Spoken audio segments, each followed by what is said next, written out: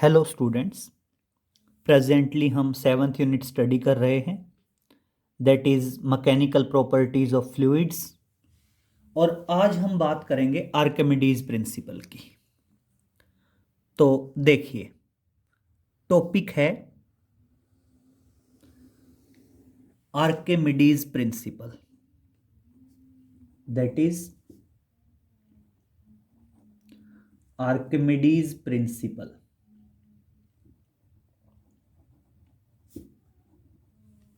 That is Archimedes principal.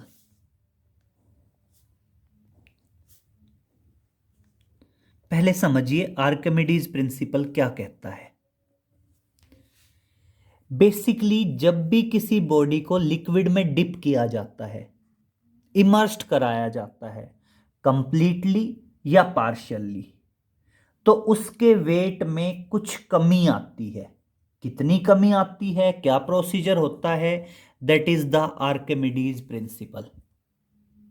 For example, आप मान लीजिए किसी भी टैंक में आप डिप करके किसी बकेट को फिल करते हैं, और उस बकेट को जब आप लिफ्ट करते हैं टैंक से बाहर, तो जब तक वो बकेट टैंक के अंदर होती है तब तक हमें ऐसा लगता है उसका वेट कम है। और जैसे ही वो बकेट टैंक के लिक्विड से ऊपर उठती है, पानी से बाहर आती है, तो हमें लगता है उसका वेट एकदम से बढ़ गया। तो बेसिकली आर्किमिडीज प्रिंसिपल कहता है कि जब भी किसी बॉडी को लिक्विड में इमर्स्ड कराया जाएगा, चाहे पार्शियली इमर्स्ड कराया जाए चाहे कंप्लीटली इमर्स्ड कराया जाए, वो जितने वेट का लिक्विड डिस्प्लेस करेगी उतना ही उसके वेट में कमी आएगी। फॉर एग्जाम्पल, अगर मान लीजिए मैं किसी 10 kg की बॉडी को लिक्विड में इमर्स्ड कराता हूं, और अगर वो 2 kg वेट का लिक्विड डिस्प्लेस करती है, तो इसका मतलब बॉडी के वेट में 2 kg की कमी आएगी, और बॉडी का वेट लिक्विड के अंदर सिर्फ और सिर्फ 8 kg रह जाएगा। तो क्या है, according to this principle, according to this principle,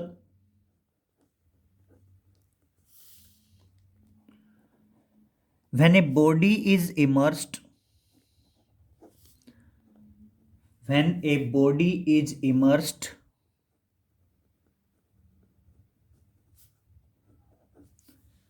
when a body is immersed completely or partially in a liquid,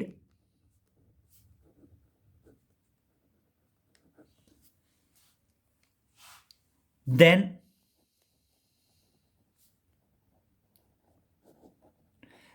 weight of the body is decreased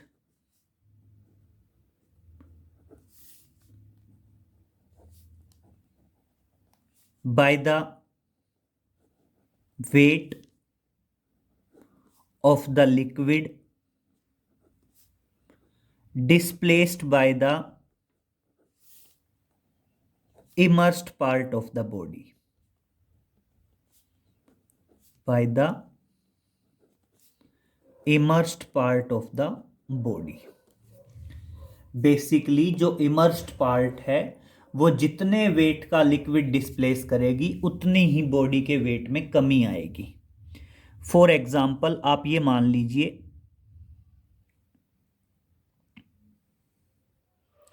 कि ये कोई कंटेनर है, इसके अंदर ये कोई लिक्विड फिल्ड है, ठीक है, और लिक्विड की डेंसिटी मान लीजिए रो, ठीक है। ये कोई बॉडी है, बॉडी का वॉल्यूम है V, और बॉडी की डेंसिटी है सिग्मा। अब क्या होगा बेटा, बॉडी का वेट तो एक्ट करेगा डाउनवर्ड, और बेटा अपथ्रस्ट एक्ट करेगा अपवर्ड। अपथ्रस्ट जो होगा वो बेसिकली इक्वल टू होगा weight of the displaced liquid which is displaced by the body. तो देखिए अब यहां पे हम क्या कहेंगे,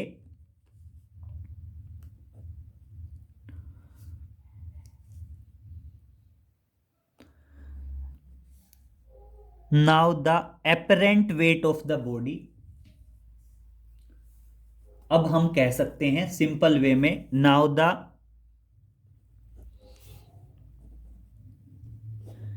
apparent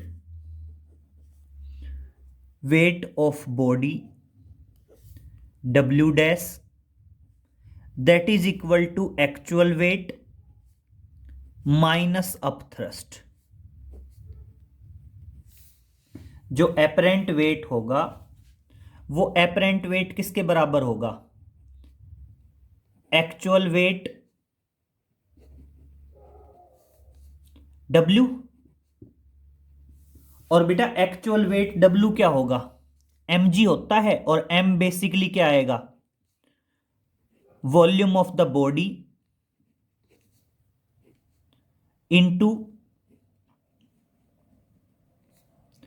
density of the body into g. तो देखिए वॉल्यूम कितना है V, बॉडी की डेंसिटी क्या है सिग्मा, एंड इनटू क्या है G। दूसरा आएगा बेटा अपथ्रस्ट। अपथ्रस्ट बेटा अपथ्रस्ट बेसिकली किसके बराबर होगा, weight of displaced liquid by immersed part of the body, by immersed part of the body। और देखिए हमेशा आप ध्यान रखेंगे अपथ्रस्ट में क्या होगा, अपथ्रस्ट को बेसिकली हम किसी बुक में T से डिनोट करते हैं, किसी बुक में UT से डिनोट करते हैं।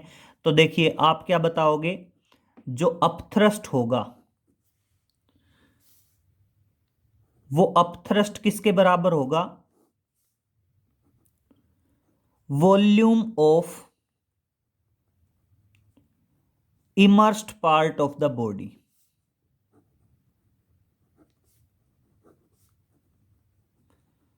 Volume of immersed part of the body into density of liquid, और इनटू क्या रहेगा G, that is acceleration due to gravity. अगर बॉडी कंप्लीट लिक्विड के अंदर है तो बॉडी का कंप्लीट वॉल्यूम, डेंसिटी लिक्विड की रो, और इनटू G।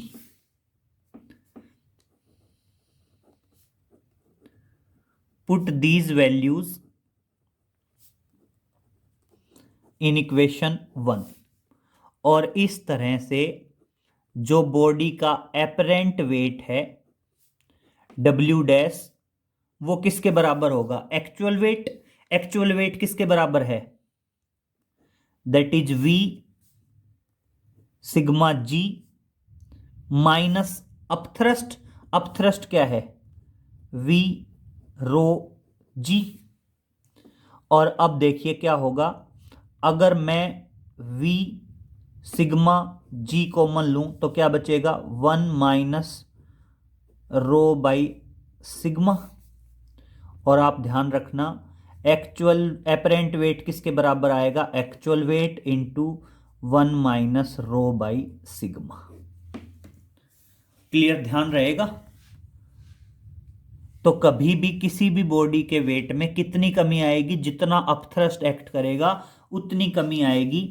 और मेरी बात बहुत ध्यान से समझ लीजिए, मेन चीज आपको अपथ्रस्ट पता होना चाहिए। मेन पॉइंट जो है वो अपथ्रस्ट के बारे में है। किसी को भी अपथ्रस्ट पक्का क्लियर होना चाहिए। जब भी हम अपथ्रस्ट की बात करेंगे तो अपथ्रस्ट जो होगा वो हमेशा किसके बराबर होगा? Volume of immersed part of the body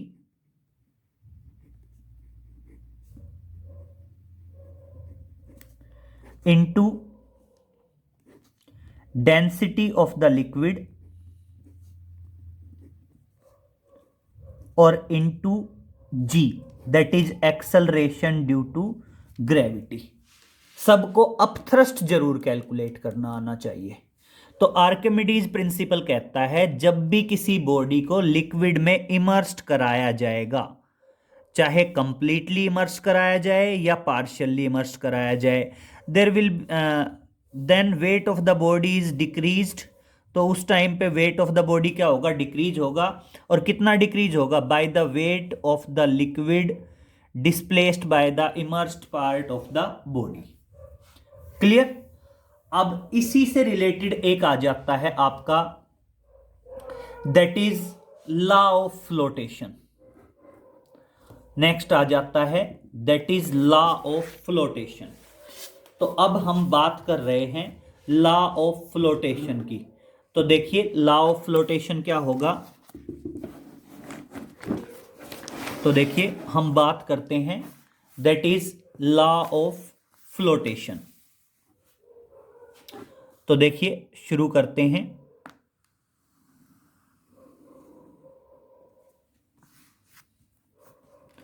topic है basically law of flotation, that is law of flotation.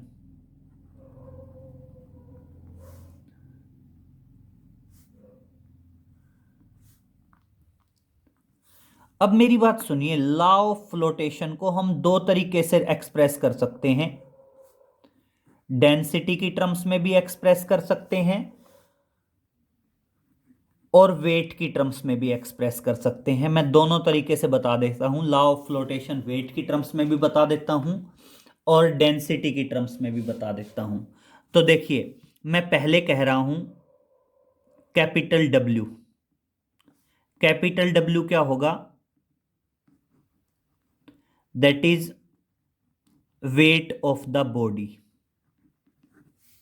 फिर मैं कहता हूं स्मॉल डब्ल्यू। स्मॉल डब्ल्यू क्या है? वेट ऑफ द लिक्विड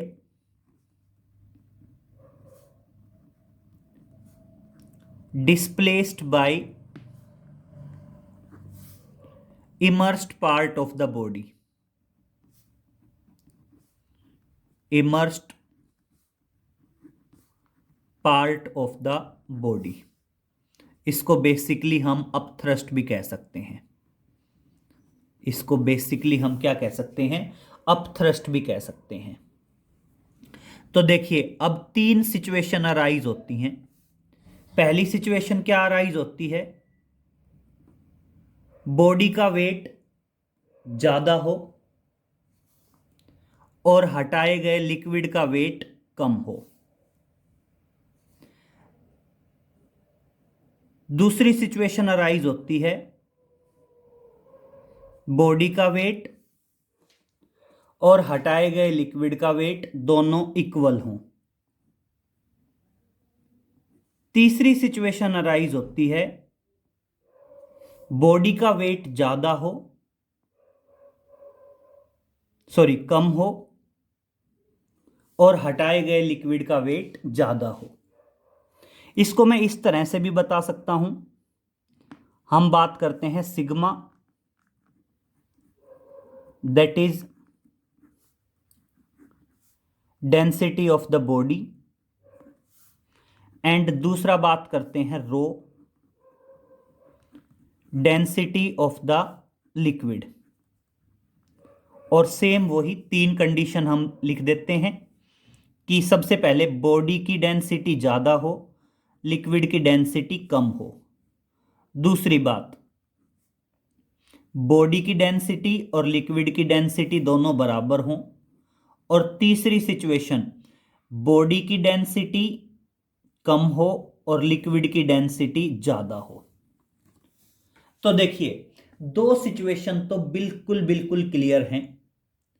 अगर बॉडी का वेट ज्यादा होगा, हटाए गए लिक्विड का वेट कम होगा, तो उस टाइम पे क्या होगा? देन बॉडी विल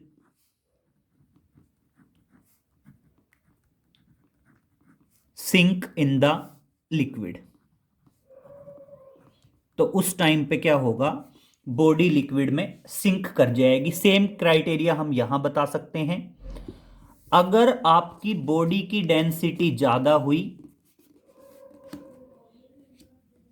अगर क्या हुआ, आपकी बॉडी की डेंसिटी ज्यादा हुई, लिक्विड की डेंसिटी कम हुई, तो उस टाइम पे क्या होगा? Then body will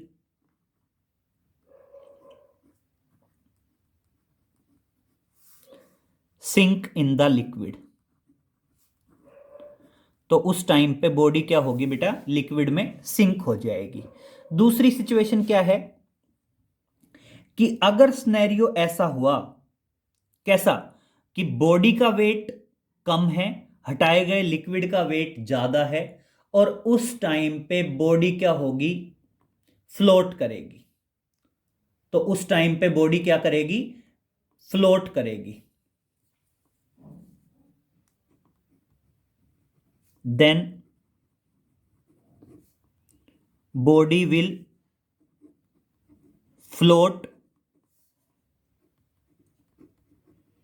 in the liquid. Same, अगर बॉडी की डेंसिटी कम हुई, लिक्विड की डेंसिटी ज्यादा हुई, तो उस टाइम पे क्या होगा? Then body will float in the liquid.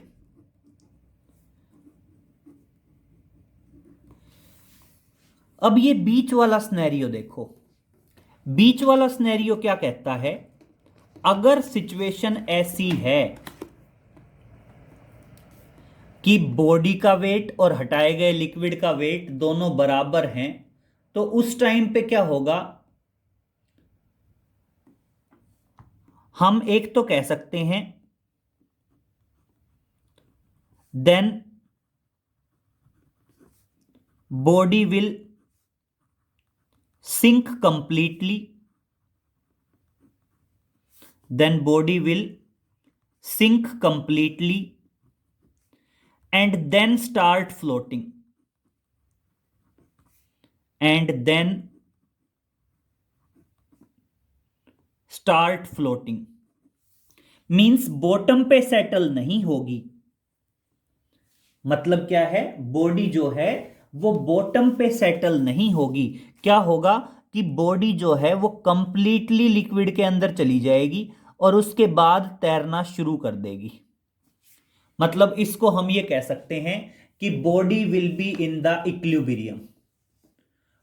तो हम क्या कह सकते हैं, या फिर ये कह सकते हैं बॉडी विल रिमेन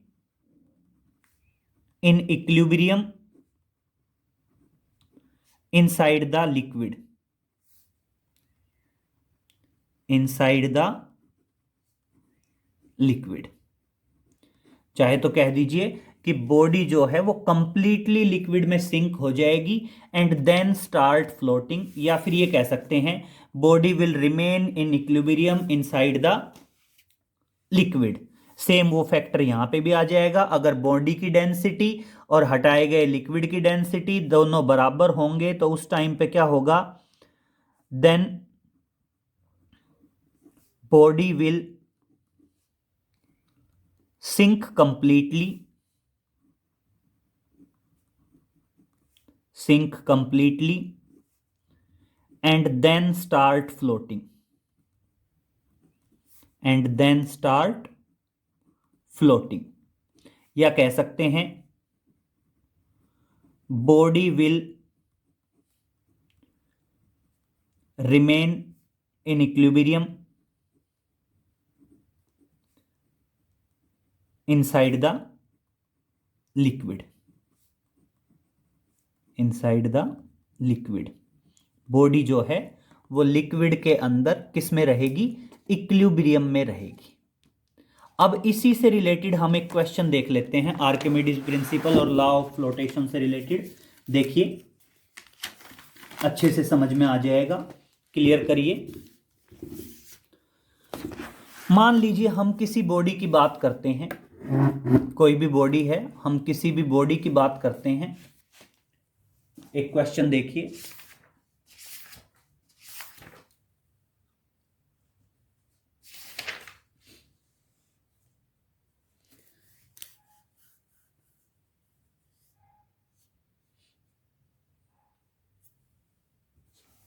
देखिए a piece of alloy, question समझिए बहुत ध्यान से।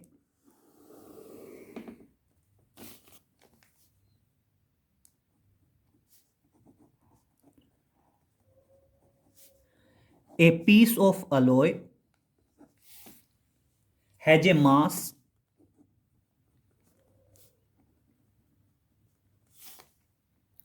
(250 grams) in air. Clear? Its apparent weight is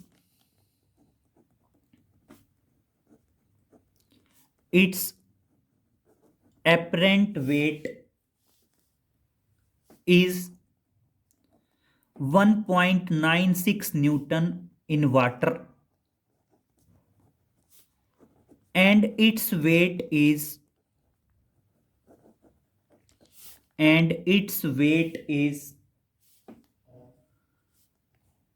2.16 Newton in oil. अब देखो तीन चीजें दे रखी हैं, उस अलॉय का मास दिया है एयर में, वेट दिया है वाटर में, और वेट दिया है ऑयल में। और अब कहता है calculate density of metal and density of oil.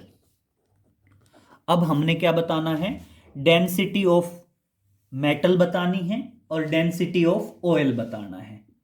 ठीक है, तो अब हम सबसे पहले बात करते हैं बेटा, सॉल्यूशन शुरू कर रहे हैं।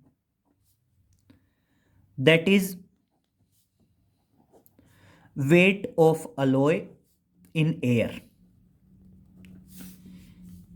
बेटा एयर में जो वेट है उसको हम एक तरह से एक्चुअल वेट कह सकते हैं, उसको हम एक तरह से एक्चुअल वेट कह सकते हैं। और वेट बेसिकली किसके बराबर होता है बेटा, mg। m देखिए 250 ग्राम है, उसको किलोग्राम में बदलेंगे तो डिवाइडेड बाय 1000 और मल्टीप्लाइड बाय g करेंगे तो 9.8, और इसको जब हम सोल्व करेंगे तो ये आएगा 2.45 न्यूटन। ये एक तरह से क्या आ गया, बॉडी का एक्चुअल वेट आ गया। ठीक है, अब मैं बात करता हूं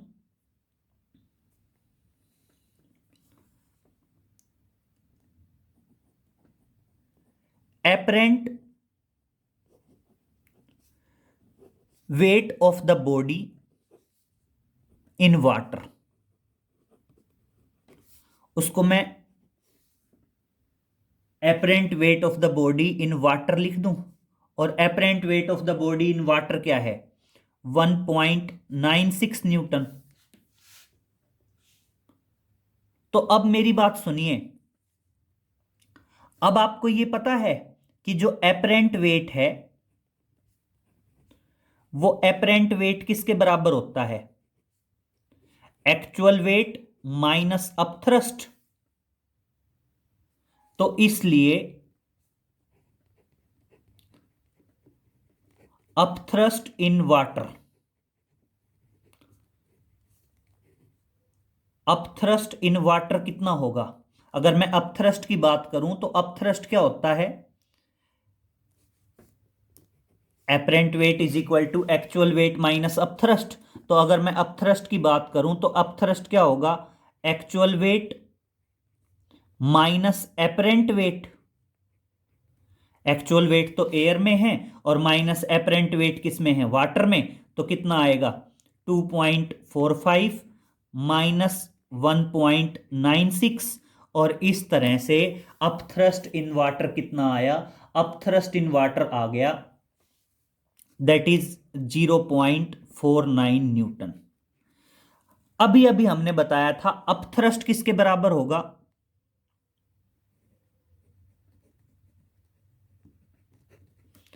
अगर मैं अपथ्रस्ट इन वाटर की बात कर रहा हूं तो अपथ्रस्ट इन वाटर किसके बराबर होगा, that is volume of the body into density of water into g. और इसलिए देख लीजिए 0.49 is equal to volume of the body into density of water कितनी होगी 1000, और इंटू जी की वैल्यू होगी 9.8, और इस तरह से बॉडी का वॉल्यूम आ जाएगा that is equal to 5 into 10⁻⁻5 metre cube, that is volume of the body. Therefore density of the body क्या आएगी, हमें बॉडी का मास पता है, हमें बॉडी का वॉल्यूम पता है, तो इस तरह से डेंसिटी ऑफ द बॉडी क्या आ जाएगी, that is mass upon volume. Gram को किलोग्राम में बदल दिया और डिवाइडेड बाय वॉल्यूम कर दिया, और इस तरह से आपकी डेंसिटी आ गई 5000 किलोग्राम पर मीटर क्यूब। अब बात करते हैं डेंसिटी ऑफ द ऑयल। अब देखिए डेंसिटी ऑफ द ऑयल क्या होगा,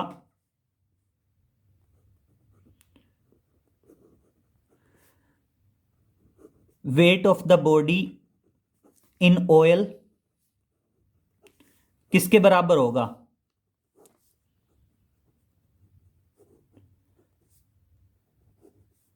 weight of the body in air minus upthrust minus क्या होगा अपथ्रस्ट। तो देखिए weight of the body in oil क्या है 2.16 is equal to weight of the body in air क्या है, weight of the body in air हमने पहले ही निकाला था, weight of the body in air क्या है 2.45 न्यूटन, और माइनस क्या आ गया अपथ्रस्ट, किसका अपथ्रस्ट ऑयल का। और इस तरह से देखिए देयरफॉर अपथ्रस्ट किसका, ऑयल का, ऑयल का अपथ्रस्ट कितना आया 2.45 minus 2.16 and that is equal to 0.29 newton. और सेम वही बात अगर मैं बात करूं upthrust of oil, upthrust in oil किसके बराबर होगा, volume of the body into density of oil into g. तो अपथ्रस्ट कितना है 0.29, बॉडी का वॉल्यूम हम पहले कैलकुलेट कर चुके हैं 5 इंटू 10⁻⁻5, और डेंसिटी ऑयल की मान लीजिए रो ऑफ ऑयल और इनटू जी की वैल्यू 9.8, और इस तरह से आपकी जो डेंसिटी ऑफ ऑयल है रो ऑफ ऑयल वो किसके बराबर आ जाएगा, that is 0.29 divided by 5 into 10⁻⁻5 into 9.8, and अगर इसको हम सोल्व करते हैं तो ये आता है बेटा 592 के बराबर, दैट इज 592, और मेजरिंग यूनिट तो आपको पता ही है किलोग्राम पर मीटर क्यूब। क्लियर। तो इस तरह से बेटा ये हमारी डेंसिटी ऑयल की है और ये हमारी डेंसिटी किसकी है, बॉडी की। बस आपको ये कभी भी ध्यान रखना है, मेन कॉन्सेप्ट अपथ्रस्ट का है। अपथ्रस्ट में वॉल्यूम ऑफ द बॉडी लेते हैं लेकिन डेंसिटी ऑफ लिक्विड लिया जाता है। और वॉल्यूम ऑफ द बॉडी क्या है, जितना वॉल्यूम लिक्विड के अंदर है बॉडी का। अगर बॉडी कंप्लीटली सिंक है तो बॉडी का कंप्लीट वॉल्यूम ले लो, अगर बॉडी का हाफ पार्ट लिक्विड के अंदर है तो बॉडी का हाफ वॉल्यूम ले लो। मतलब सिंपल वे में बॉडी का वो वाला वॉल्यूम लेना है which is inside the liquid. Clear? तो इतना कर लेंगे बेटा, बाकी बाकी आगे नेक्स्ट लेक्चर में मिलते हैं। Okay, thank you.